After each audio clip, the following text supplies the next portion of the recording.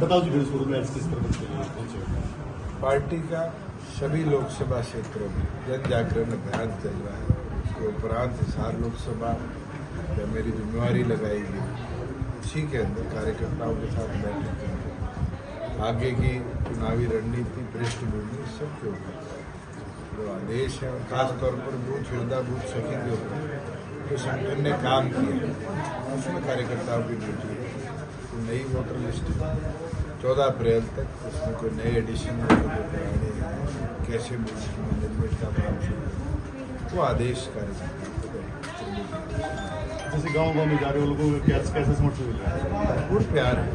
और मैं मानता हूँ जो 2014 के अंदर जनता ने प्यार दिया था उससे ज़्यादा जननायक जनता पार्टी इस बार समर्थन भी लेगी और अच्छा कब तक आपकी उम्मीदवार नवरात्रों के अंदर पार्टी की पीएसी की बैठक है। पीएसी की बैठक में ही अंतिम निर्णय दे सकते इस हार को लेकर क्या लगा रहे हैं कि भाई 214 भी आ सकते हैं कि हैं। और कोई आए ये तो पीएसी ने निर्णय किया जी। मेरे को 4 बार जिम्मेवारी चुनाव लड़ने दी है, 4 बार लड़ा। एक बीजेपी की कारी जो कह रहे हुए 4 उम्मीदवार बदले जाएंगे, इसके बारे में क्या कहना? तो बीजेपी का इंटरनल इशू है। अगर इस तरह की चर्चा भी चली तो ये बीजेपी की कमजोरी को दिखाती है। कांग्रेस पार्टी ने भी बहुत देर कर दी है, अभी तक एक भी प्रत्याशी भी तो चुनाव में बहुत टाइम है। नॉमिनेशन ही हरियाणा प्रदेश में 29 अप्रैल से शुरू हो जाएगा। देर करना मुझे नहीं लगता कहना आज के दिन उचित होगा। चुनाव बहुत लंबा है, छठे चरण में हरियाणा के मतदान है। मुझे लगता है अब खेतीबाड़ी का सीजन भी आ जाएगा। चुनाव प्रक्रिया के अंदर टिकटों का बंटवारा जरूर टाइमली हो जाएगा, मगर चुनाव की प्रक्रिया जो शुरू होगी वो तो 1 महीने के बाद ही होगी। जो भाजपा प्रत्याशियों को विरोध का सामना भी झेलना पड़ रहा है, जनता को जवाब देगा।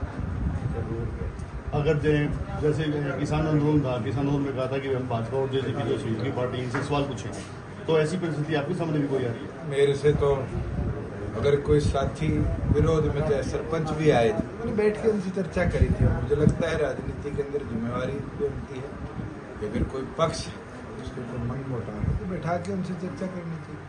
जी, लोकसभा चुनाव को किस रूप में देख लेंगे? मैं तो विधानसभा चुनाव का ट्रेलर लोकसभा चुनाव को मानता हूँ। विधानसभा चुनाव में जो पृष्ठभूमि प्रदेश के लिए रखी जाएगी, लोकसभा कहीं ना कहीं उसका स्टार्टिंग फेज है। मगर हाँ, एक चीज जो मैंने भिवानी में भी देखी, यहाँ भी देख रहा हूँ कि जनता मिस करती है हरियाणा की आवाज को। पार्लियामेंट में जो सांसद चुनकर गए थे वो गूंगे बहरे थे। 10 साल हरियाणा की आवाज को देश की आवाज के सामने दिए, और इस बार एक मन जरूर है कि हरियाणा को आवाज देकर पार्लियामेंट में। रणदीप सिंह सुरजेवाला ने हेमा मालिनी की टिप्पणी की थी, कुछ गलत टिप्पणी, उसको लेकर काफी बवाल। उनको बड़ा बुद्धिजीवी मानता था। इस तरह की बात उनके मुंह से निकलती, मुझे लगता है उनको माफी मांगनी। अब बीजेपी के जैसे सीएम चेंज हुआ है, जैसे आपका समझौता होता है, उसके बाद में बिल्कुल नीचे आ गई उनका ग्राफ।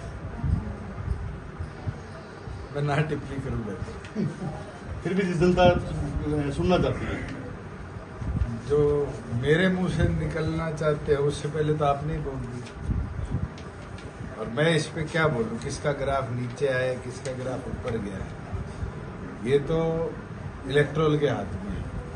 और 25 मई को वोट की ताकत से 400 पार के सपने को इलेक्ट्रोल करेगा। ये भी कहा जा रहा है कि वे जो जेजेपी है, भाजपा की बी टीम है, उसकी सहयोगी है, और अमित शाह भी कह चुके हैं कि हमारा कोई अलग किसी झगड़े से अलग नहीं हुई है। एक चीज मैं स्पष्ट करूं, 10 लोकसभा सीटों को जननायक जनता पार्टी मजबूती से चुनाव लड़ेगी। मजबूती के साथ भारतीय जनता पार्टी हो, कांग्रेस हो, लोकदल हो, आम आदमी पार्टी हो, इनको रहने का।